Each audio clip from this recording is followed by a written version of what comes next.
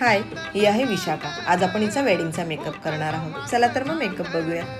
तिची व्हाईट साडी होती, त्यावर तिने स्वतःची ग्रीन ज्वेलरी आणली होती. व्हाईट साडीवरती ग्रीन ज्वेलरी खूप उठून दिसत होती.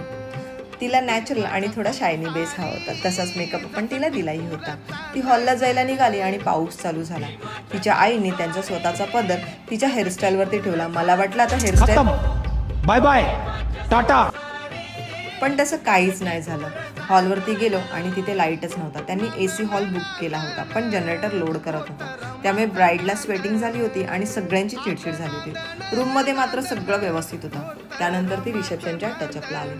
तिला जे काही कुंकू लावले ते एवढं डार्क होतं, काही केलं जात नव्हतं. बरेचसे प्रयत्न केले ते घालवण्याचं, पण नाही गेलं.